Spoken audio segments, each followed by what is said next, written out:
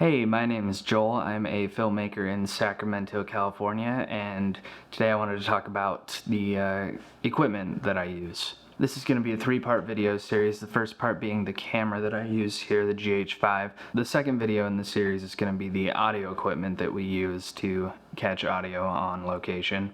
And then the third is going to be more of a workflow in post-production, where I store media, how I handle all that.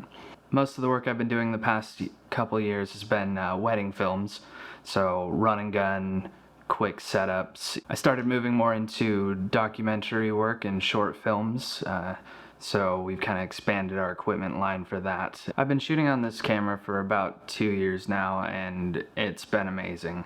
There are so many little things you might not think about, so I'm going to try to walk through kind of how I do things. If you're new and want to get into filmmaking, I think this setup that I've got right now is really killer for the price, and I'd be happy to help however I can. So feel free to send me any messages or anything like that, and I'd be happy to give you advice on building your own equipment. So with that, let's go ahead and get started with the GH5. I've found that kind of building up your camera like this helps a lot to give you a steady picture. The heavier the setup is, the more stable it's going to be when you move it around, and the smoother, more cinematic your shots are going to look, you know. To kick things off, I've got this top handle here. This is great for just walking around. Awesome stuff. Next to it is a shotgun microphone.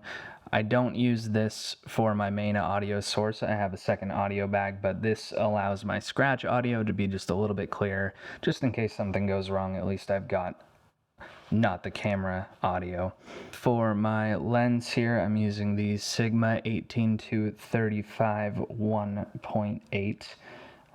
Fantastic lens. You've got macro capabilities on it, so you can get very nice and close. If you've done any amount of research on the GH5, you'll know that the autofocus is not good, so I'm always using manual focus with a follow focus so that I don't have to put my hand up next to the lens to change focus, and I can do it very accurately.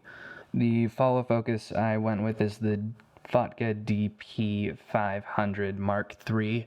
I just got this, no complaints so far. It's been a little bit tough to get used to, coming from focusing using the ring on the lens, but it's definitely an improvement, and I'm really happy with it. This is the FeelWorld F570 monitor, and I've got it on a little arm here so you can move it around however you need. This thing is a must-have since the screen on the back of the GH5 is so tiny.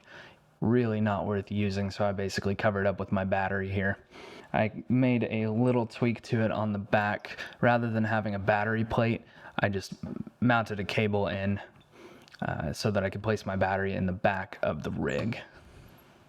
Having the battery in the back helps stabilize everything.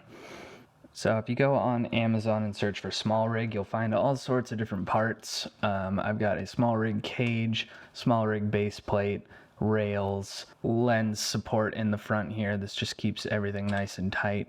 Just mounts right like that here. And then on the back, I've got the battery plate that was originally on the monitor up here. I just moved it to the back and attached it onto the rail, and then behind that is a little pad so that I can put it up against my body and get really stable. It's been a better option for me than a shoulder mounted rig, just because the buttons on the GH5 are on the back of the camera and you can't really reach those if it's up on your shoulder. I've also got these comfy handles here that have been really nice. You can just grab the camera like this and go for it. Then I'll just kind of hold my hand like this and I can pull focus. So let's talk about settings on the GH5. So the GH5 has a crazy amount of recording modes. If you want to use the 400 megabits per second option at the top here, which I would highly recommend, it is very good. You're going to need fast SD cards, and we will talk about that. So the two recording qualities that I generally do are the 422 10-bit all-I at the top here, So that's what I use most of the time unless I want to record in slow motion, and internally the GH5 can only do up to 30 FPS at this setting. So when I'm recording in slow-mo, I'll go down here to 4K still at 60 FPS with a lower bit rate, this being 150 megabits a second versus the 400 megabits a second. So there is some data loss there, but honestly it's very good, especially for higher frame rate. And it is also 10 bits still, which is great.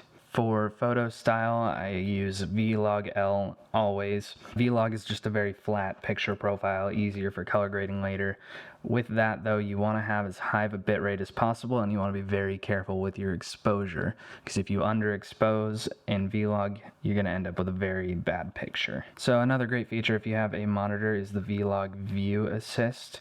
You can get a Rec 709 LUT to display for your monitor. That way you're seeing a better picture. It's not as flat as the Vlog look.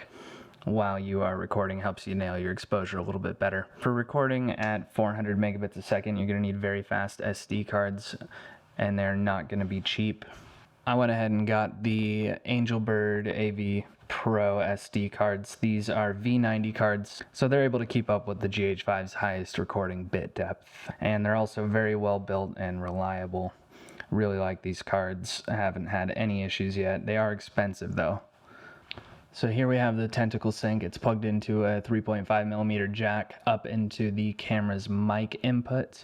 And these little guys are a lifesaver. So it's basically just a very accurate clock that you plug into your camera, and it injects time code. I use one of these on camera A, one on camera B, and then my audio recorder has built-in time code. So that way when I'm done filming, everything is synced up already. I don't have to worry about it. Battery life is amazing. Price is a bit rough, at about $550 for a set of two. But these little guys will keep you in sync all day long. So you sync these guys with your phone, which is awesome. You just turn it on like that. I've got 1 and 2. Wirelessly sync them.